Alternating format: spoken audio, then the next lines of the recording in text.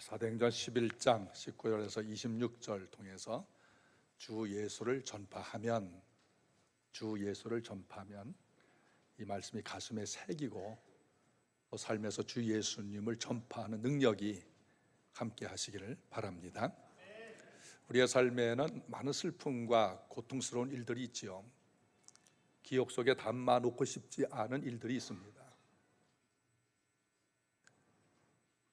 가정에 불화가 생겨서 깨졌을 때, 건강에 이상이 생겨서 병이 들었을 때, 사기를 당해서 물질적인 손해를 보았을 때, 직장에서 버림받았을 때, 잘못된 이념과 사상을 쫓다가 젊음을 허송세월 보냈다는 생각이 들 때, 사랑하는 사람들이 먼저 세상을 떠났을 때, 인생을 실패했다고 생각하는 그런 마음이 들 때, 우리 삶에 수많은 슬프고 고통스러운 일들이 함께하고 있어요. 우리가 신앙이라고 하는 것을 한번 생각해 봅시다. 믿음. 이 신앙에도 슬픈 상황들이 전개됩니다. 의심이라고 하는 것이 있어요. 의심은 우리의 믿음을 갉아먹는 암적인 존재와 같습니다. 이 믿음에 의심의 씨앗이 들어갈 때 그는 신앙생활이 흔들릴 정도가 아니고 사탄에 사로잡혀서 살게 되어지는 것이에요. 제가 12사단 우리 집회가 마치고서 돌아왔는데 제 딸에게서 전화가 왔어요. 아빠 괜찮아? 그래요. 아빠 괜찮아, 집에 왔어. 어느 목사님이 그러는데 아빠가 교통사고를 내서 사람을 다치게 하고 병원에 입원했대. 아니 그게 무슨 말이냐? 아빠 지금 엄마랑 멀쩡히 집에 와 있는데. 그래서 어느 목사님이 그랬어. 그래서 제가 그 목사님께 전화를 해서 제가 교통사고 냈다면요, 뭐 입원했다고요? 누굴 다치겠다고요? 저 괜찮은데. 그 누구한테 들었어요? 어느 장로님께 들었대요. 제가 또 그 장로님 아는 분이라 또 전화를 했어요. 김창환 목사가 뭐 교통사고 내서 사람 다치게 병원에 입원했다 그랬는데 그거 어디서 들으셨어요? 그랬더니 소문이 그렇게 났어요. 그래서 그 소문 어디서 났어요? 모른대요. 우리 사회를 이 거짓말이 많은 사회라고 얘기하지 않습니까? 그럼 김창환 목사가 교통사고 나지 않았는데 났다, 누구를 다치겠다, 병원에 입원했다, 이런 거짓말을 통해서 이익을 보는 사람이 누굴까?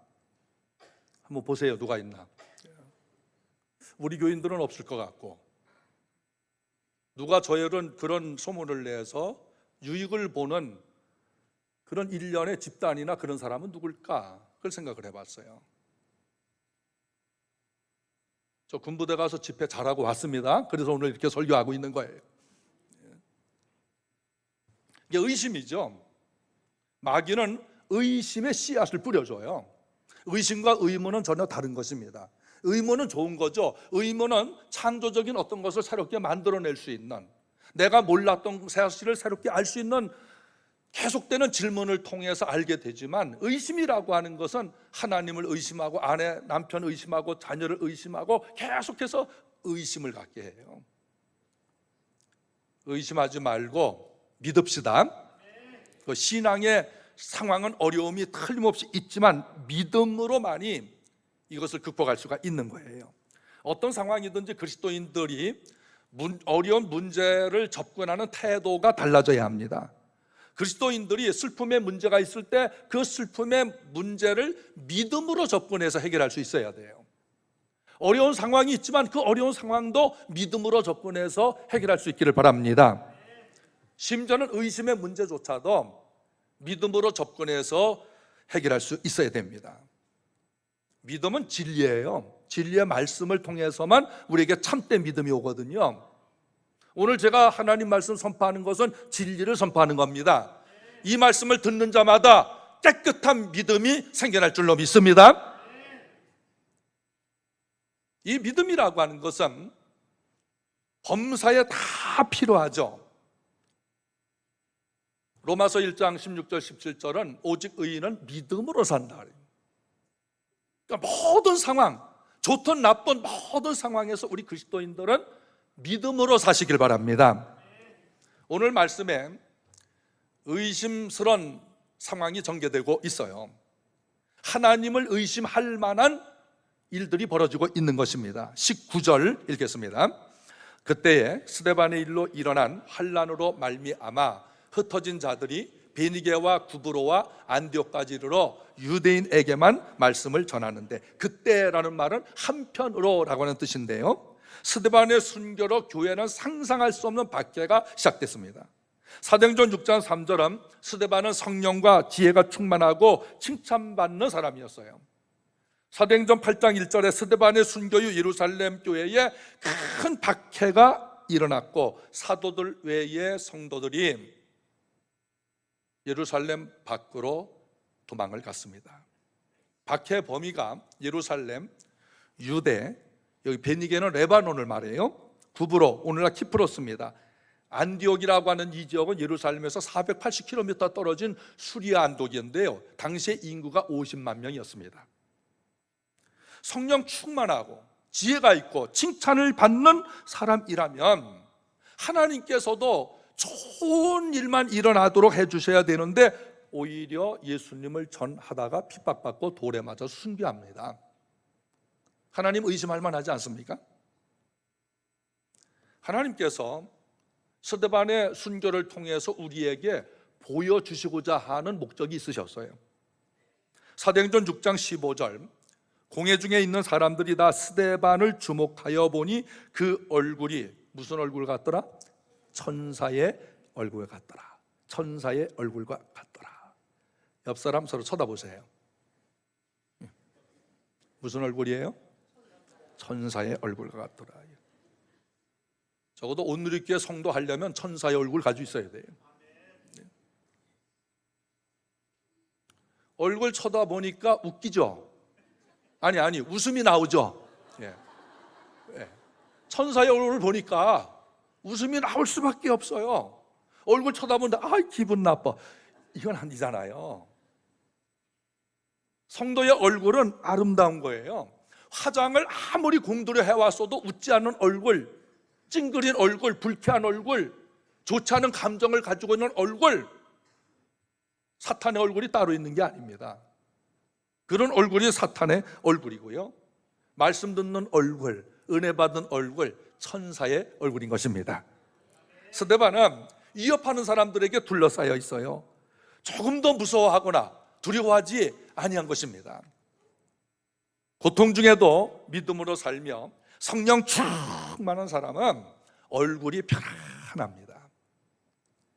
사도행전 7장 54절에 그들이 이 말을 듣고 마음에 찔려 그를 향하여 이를 갈거늘 스데반이 성령 충만하여 하늘을 우러러 주목하여 하나님의 영광과 및 예수께서 하나님 우편에 서신 것을 보고 말하되 보라, 하늘이 열리고 인자가 하나님 우편에 서신 것을 보노라 한데, 그들이 큰 소리를 지르며 귀를 막고 일제히 그에게 달려들어 성 밖으로 내치고 돌로 칠세. 증인들이 옷을 벗어 사울이라는 청년의 발 앞에 두니라.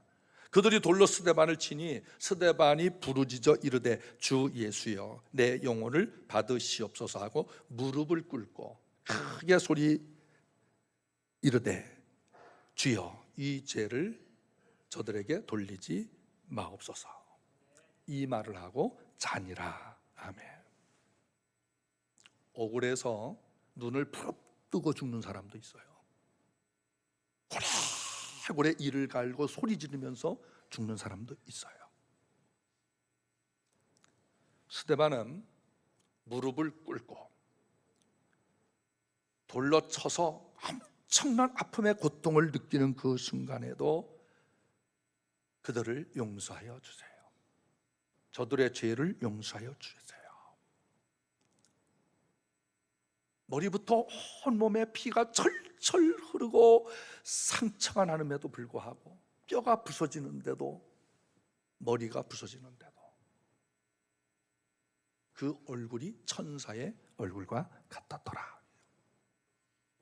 성령 충만하면 고통 중에도 얼굴이 평안합니다. 성령 충만 받읍시다. 성령 충만합시다. 스데반의 죽음은 예수님의 모습을 본받았어요.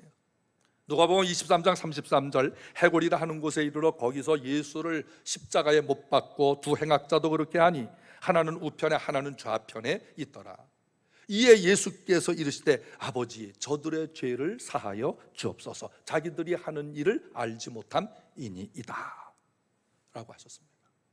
그리고 군병들이 예수님의 옷을 제비 뽑는 것조차도 내어주셨습니다. 성도들이 가장 편안하고 아름다운 모습일 때가 은혜 받았을 때예요. 성령 받았을 때입니다. 성령님이 함께 하시고 예수님이 그 영혼을 천국으로 인도하는 그 순간, 죽음의 때 가장 아름다운 때예요. 어린아이가 태어날 때 아름답지 않습니까?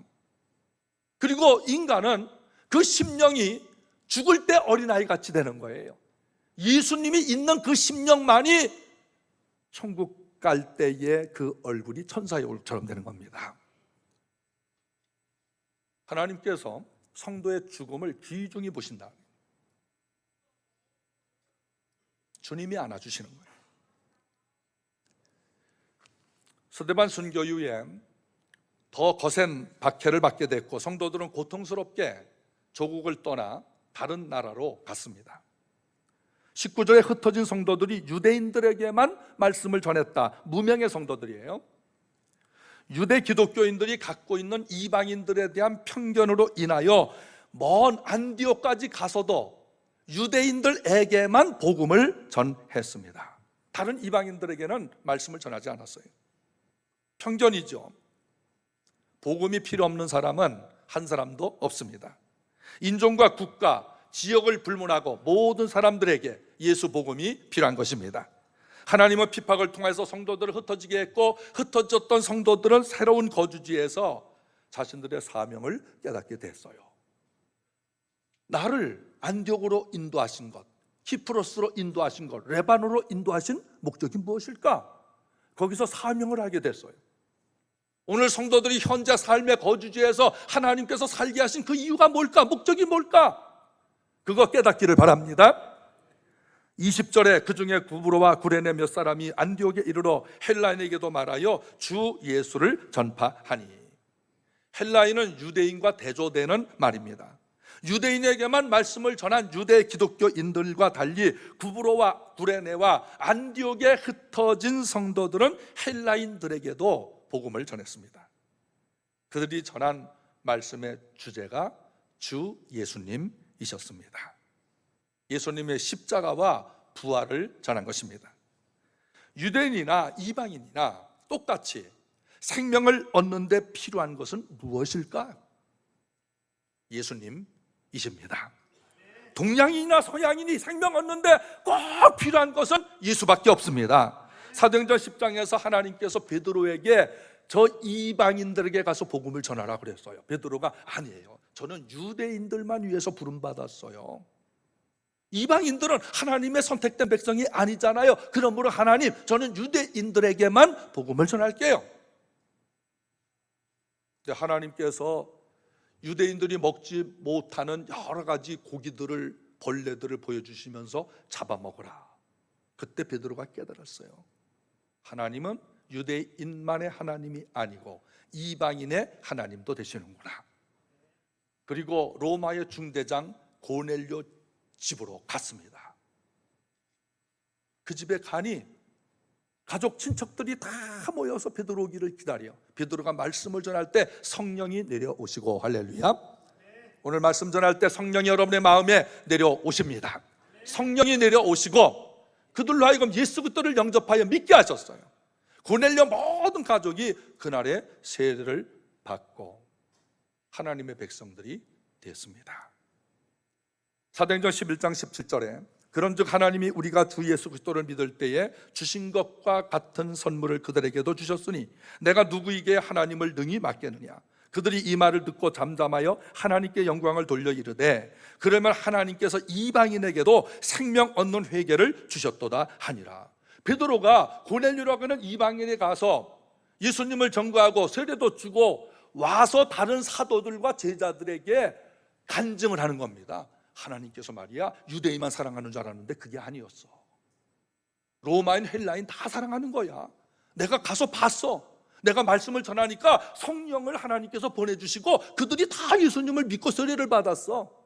우리 그동안 너무 편협했어. 편견을 버려야 되겠어.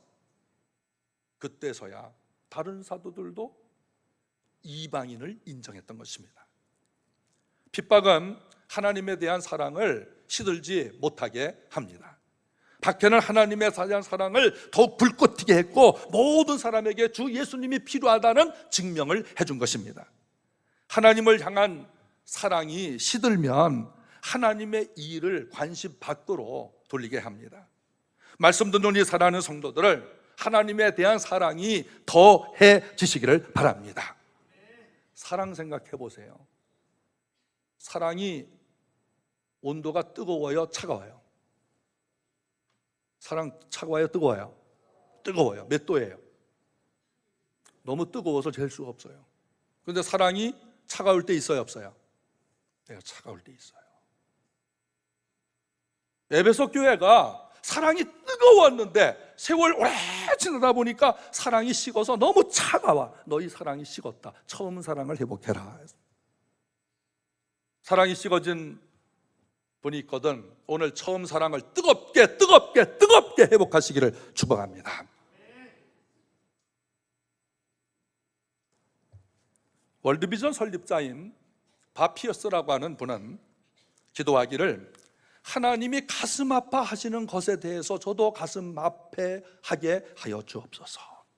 하나님이 사랑하는 것들을 저도 사랑하게 하시고 하나님이 싫어하는 것은 저도 싫어하게 하여 주옵소서라고 기도했어요. 하나님을 사랑하고 이웃을 사랑하고 돌보는 것은 최우선순위에 해당하는 것인데 우리 함께 하나님이 사랑하는 것을 뜨거운 마음으로 사랑하시길 바랍니다. 하나님이 미워하시는 것을 절대적으로 우리도 미워하시길 바랍니다. 하나님, 제 가슴에 오늘 뜨거운 주님의 사랑을 불붙여 주시옵소서. 주님이 긍휼히 보시는 그것에 대해서 나도 긍휼을 전하고 주님이 아파하시는 마음을 갖는 그 대상에 대해서 내 마음도 아파하고 주님이 싫어하시고 미워하는 죄에 대해서 나도 절대적으로 미워하고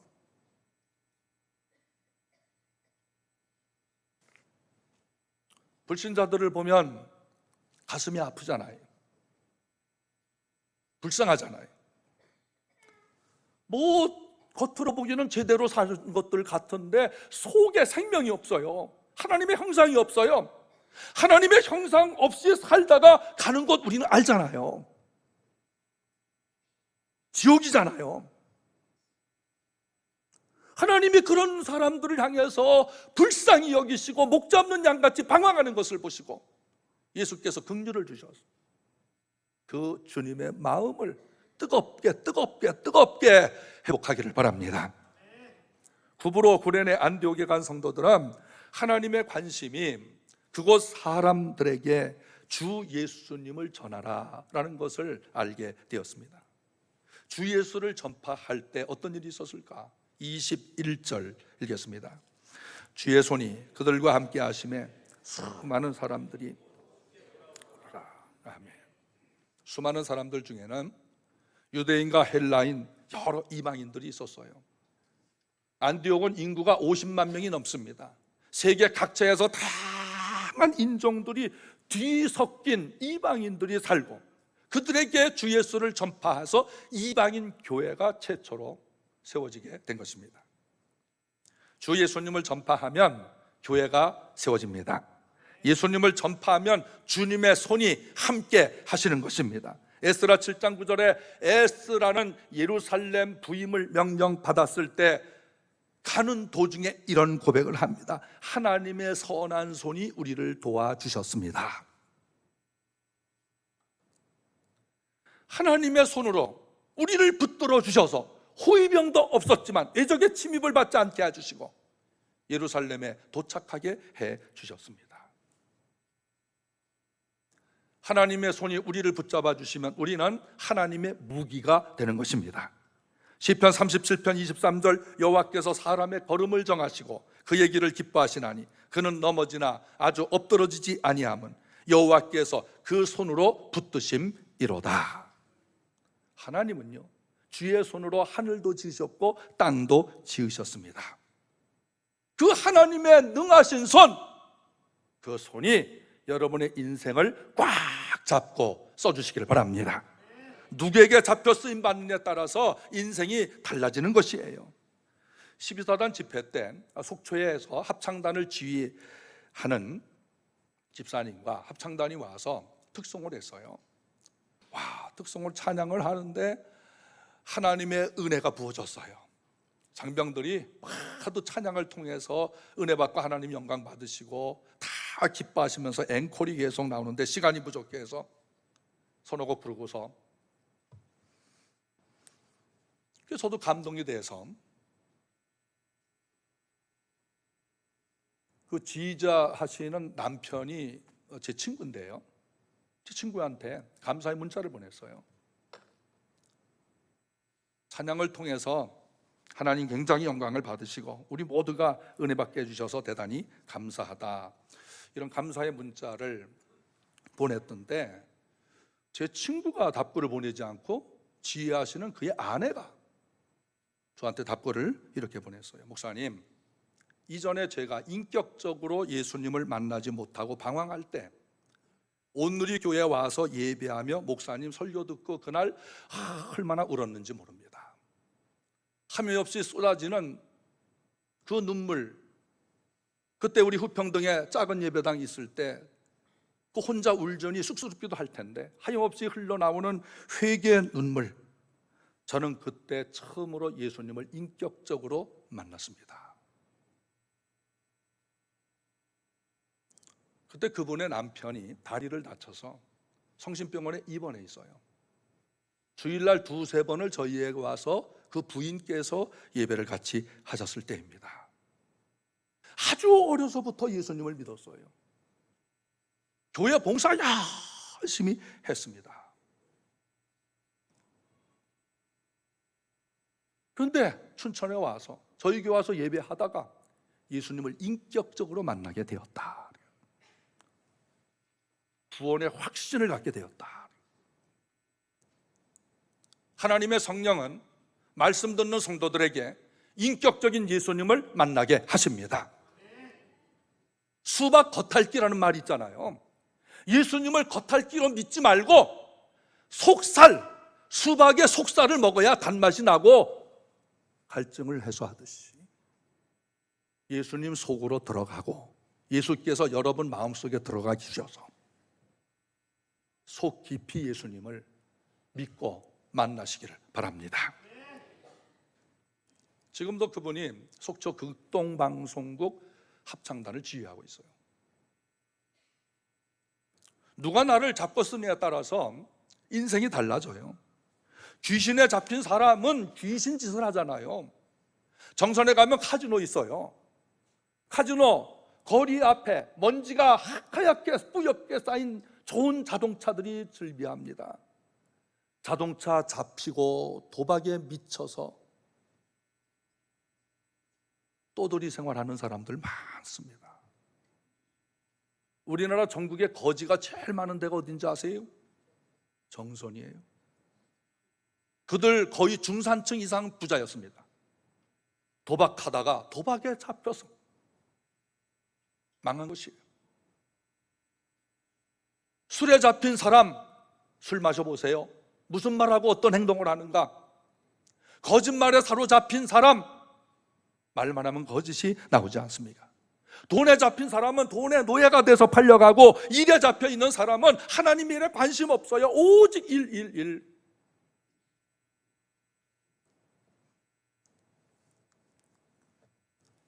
모두 바쁘기만 했지 영생을 위한 준비, 예수님 재림을 위한 준비하지 못하고 살고 있습니다. 음란에 잡힌 사람은 여전히 음란한 짓을 하고 자기 의지로 자기를 통제할 수가 없어요. 인간의 결심 의지가 강하다고 하지만 절대로 어떤 인간도 자기 스스로 통제 못합니다. 왜? 무엇인가 잡혀있기 때문에 그래요. 그러나 하나님께 잡힌 사람은 성결하고 구원에 이르는 지혜인 예수님을 전하며 살게 되는 것입니다. 하나님께 잡힙시다. 주여 나를 잡아 써주시옵소서. 하나님께 내가 잡혀있으면 나는 하나님의 위대한 무기로 쓰임받는 거예요.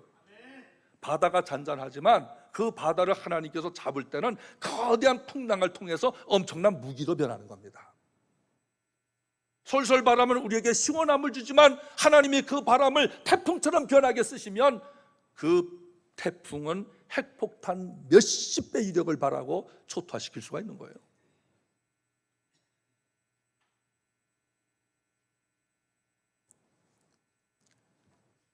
하나님께 잡혀서 사십시다. 구원에 이르는 지혜인 예수 그리스도를 증거하는 사람이 되어질 수가 있어요. 우리 교회는 며느리들 때문에 예수 믿게 된 가정들이 굉장히 많아요. 그중에 엊그제 하늘나라 가신 우리 최영호 집사님, 며느리 이재남 집사님께서 그 집에 시집가서 남편 전도하시고 시어머니 전도하고 시아버지 전도하고 다 예수님을 믿게 되었어요. 할렐루야.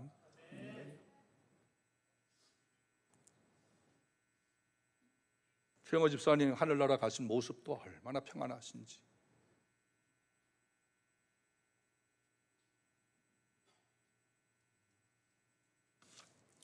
또 한 가정이 우리 조진경 집사님이신데, 조진경 집사님이 그 며느리로 돌아가는데 그 시부모님들이 저한테 와서 직접 이러면, 아유 목사님 우리 집에는 천사가 있어요 그래. 천사 있어요. 그래서 무슨 얘기냐? 아, 며느리가 있는데 천사예요. 그래서 날개가 있느냐 제가 물어봐요. 또 날개는 없지만 천사는 천사다. 여기 부모님들 와 계신 줄 아는데.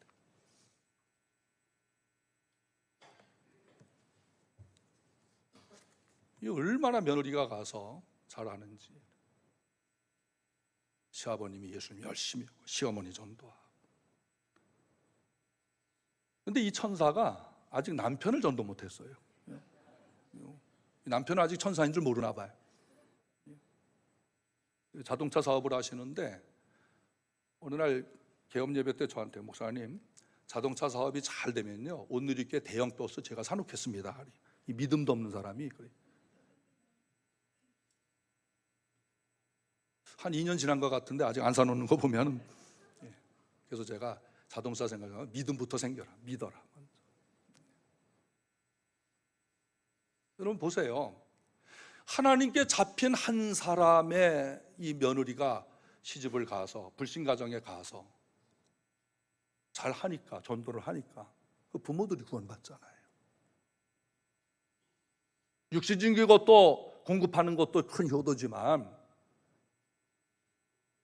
불신해서 예수님을 믿음으로 구원받게로 전도한 이 엄청난 효도가 아니겠습니까? 성경은 하나님의 말씀입니다. 여기 핍박받아 흩어진 성도들이 이방 땅에 가서 얼마나 살기 힘들었겠어요. 우리 여러분 선교사님들 위해 기도할 때 꼭 이역 말리, 물 설고, 문화 다르고, 음식 다르고 이런 기도하지 않습니까? 이분들도 똑같아요. 먼 나라 가서 새로운 개척을 해야 됩니다. 얼마나 힘들었겠어. 그런데 하나님께서 이들에게 목적을 줘. 너희들 왜 여기 왔는지 아니? 주 예수를 전파하기 위해서 너희 여기 온 거야. 내가 너희 핍박을 통해서, 환난을 통해서 너희 보낸 이유가 있어. 주 예수를 전파해야 되는 거야. 여러분, 여러분의 삶의 자리가 주 예수님 전파하는 자리가 되시길 바랍니다. 음식에도 독이 되는 음식이 있고 보약이 되는 음식 있잖아요. 먹으면 건강을 주는 음식, 먹으면 해가 되는 음식 있지 않습니까? 음식 프로그램 TV에서 나오는 거를 보면은 그 채소나 그 고기가 독난다 그러잖아요. 그 좋다고 하는 음식은 꼭 먹으려고 하고 있죠. 육신에 필요한 음식 먹습니다. 그런데 좋은 음식을 먹으면 건강할 것 같지만은, 장수할 것 같지만은요, 실상은 어떤 음식을 먹든지 죽어가는 겁니다. 한 끼 먹었다는 것은 한 끼 생명이 줄었다는 거예요. 성경은 하나님의 말씀입니다. 하나님께서 무엇을 알려주려고 성경을 주셨을까? 요한복음 5장 39절 읽습니다. 너희가 성경에서 영생을 얻는 줄 생각하고 성경을 연구하거니와 이 성경이 곧 내게 대하여 증언하는 것이니라. 두 명의 청년인 절망하고 한숨 쉬면서 낙담하여 길을 걸어가고 있었어요. 그런데 어떤 사람이 같이 동행을 하게 됐습니다. 당신들은 젊은데 왜 낙담하고 한숨 쉬며 가느냐? 우리가 예루살렘에 살다 왔는데 예수님을 따르던 사람들이었습니다. 그런데 예수가 십자가에 허무하게 죽었어요. 우리에게 소망이 없어졌어요. 희망이 없어진 거예요. 그런데 어떤 여자들이 말하기를 그 예수가 3일 만에 다시 살아났다는 겁니다. 우리 그거 믿지 못합니다. 죽은 예수는 믿지만 예수가 다시 부활했다는 사실은 도무지 믿을 수가 없어요. 의심만 가요. 너무 낙심이 돼서 가는 겁니다. 그때 그분이 구약의 선지자들과 신약의 사도들이 예언한 말씀을 하나하나 풀어주었어요. 그리고 그 두 청년과 함께 음식을 먹고 가셨습니다. 그때 두 명의 청년이 눈이 밝아졌다. 심령의 눈이 뜨여지게 돼요. 그분이 우리에게 말씀을 풀어줄 때 마음이 뜨겁지 아니하더냐 그랬어요. 그분이 살아계신 부활하신 예수님인 것을 알게 되었습니다. 하나님의 말씀은 우리 영혼의 양식일 뿐만 아니라 이 말씀을 들으면 믿음이 생깁니다. 심령이 뜨거워지는 것입니다. 그런 역사가 있기를 축원합니다. 성경은 예수님 이야기를 쓴 거예요. 예수님은 생명을 주는 양식입니다. 내가 이르노니 나는 생명의 떡이니 내게 오는 자는 결코 줄이지 아니할 터이요 나를 믿는 자는 영원히 목마르지 아니하리라. 요한복음 6장 35절 말씀입니다. 요한복음 6장 47절 48절 읽읍시다. 진실로 진실로 너희에게 이르노니 믿는 자는 영생을 가졌나니 내가 곧 생명의 떡이니라. 이는 하늘에서 내려오는 떡이니 사람으로 하여금 먹고 죽지 아니하게 하는 것이니라. 아멘. 예수님은 우리의 떡이에요. 떡은 먹어야 되겠어요? 버려야 되겠어요? 먹어야 되잖아요. 떡이라면 먹어야죠. 예수님을 믿는 자는 영생을 얻습니다. 고린도 12장 3절 그러므로 내가 너희에게 이르노니 하나님의 영으로 말하는 자는 누구든지 예수를 저주라 할 자라 하지 아니하고 또 성령으로 아니하고는 예수를 주시라고 할 수가 없느니라. 고린도서 5장 5절 곧 이것을 우리에게 이루게 하시고 보증으로 성령을 우리에게 주신 이는 하나님이시니라. 예수를 전하면 믿게 하셔요. 그 믿게 하는 보증이 성령님이십니다. 예수가 전파되는 곳에 성령이 권능을 주시고 믿음을 주시고 구원받게 하신 것입니다. 생명이신 예수가 있는 사람이 영생을 얻는 것이에요. 예수님을 전파할 때 사람들이 믿습니다.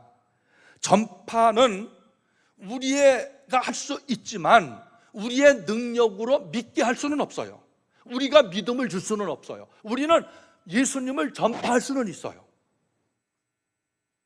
그러니까 전파는 은혜를 모두 받으시길 바라요.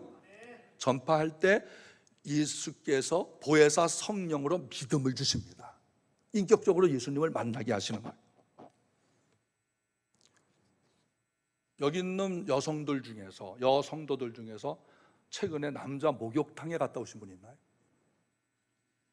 남성들 중에서 여자 목욕탕에 갔다 오신 분 있나요? 만약 여기 있는 분들 중에서 그런 분이 있다면 머리가 좀 이상한 분이 아니겠어요? 남자 목욕탕에 가면 찜질방이 있는데 그 찜질방에 모래시계가 있어요. 들어가는 남자들마다 모래시계를 꼭 놓습니다. 그리고 모래가 떨어지는데 3분이 걸려요. 3분 동안 찜질방이 있습니다.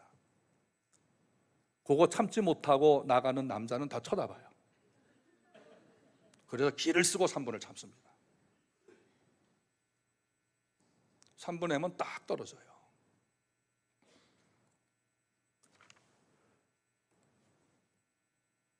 먹을 것을 다시 생각해 보세요. 먹을 것이 없어서 굶주려 죽는 사람이 있고 병으로 사고로 전쟁으로 다양한 상황에서 죽는 사람들이 있지만 사람마다 평생 먹어야 될 음식이 있는 거예요.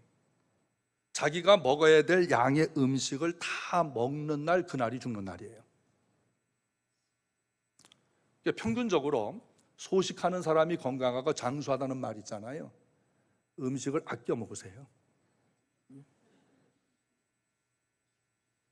자기 먹을 거, 하나님이 정하신 음식, 야 너는 평생 100톤 먹으면 넌 죽어. 그럼 100톤 먹고 가면 죽는 거예요. 그러니까 우리가 좋은 음식을 먹든지 그렇지 않은 음식을 먹든지 간에 모든 음식은 우리에게 몸에 들어와 피가 되고 살이 되고 근육이 되고 또는 지방이 되고, 그러나 모든 음식은 우리 장기에 부담을 줍니다. 장기에 부담을 주면 늙어지죠. 사람이 노화가 빨리 되는 거예요.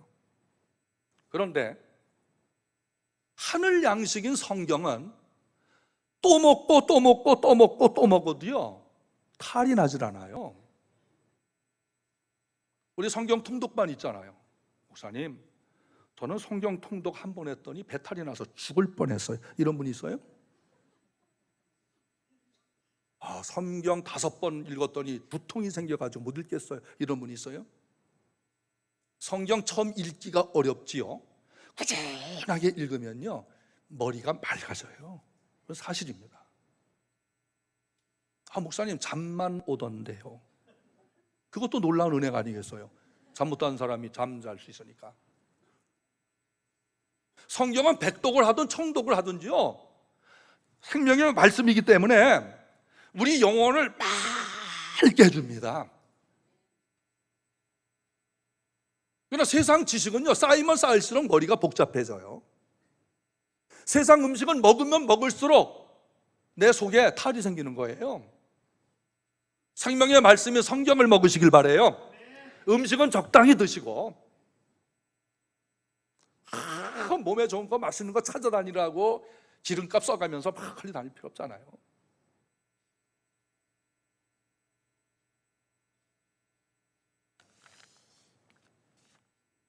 어떤 사람이 남의 땅을 빌려서 농사를 졌어요. 농사를 짓다가 땅을 파는데 거기에 보물을 발견했습니다. 또 딴 데 파니까 보물이 또 땅 속에 있어요. 그 밭 전체가 보물밭이에요. 근데 주인은 그걸 몰라요. 그래서 이 사람이 자기 재산을 다 팔아가지고 그 밭을 샀습니다. 그 밭을 산 다음에요 그 밭을 김창환 목사에게 주겠다고 가져왔어요. 제가 받겠어요 안 받겠어요? 의심하지 말고 얘기해 보세요. 제가 받겠어요 안 받겠어요? 여기에 문제가 있는 거예요.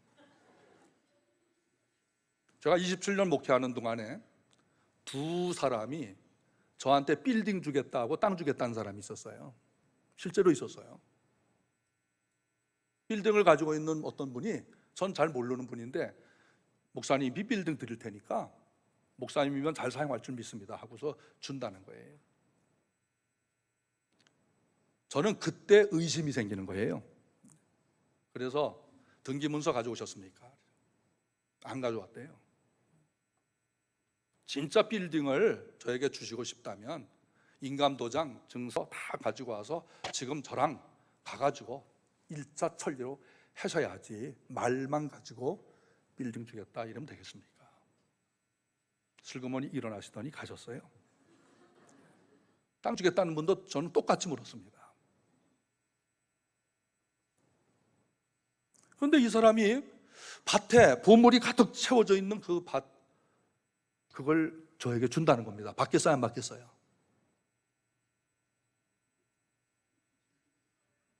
전 받습니다.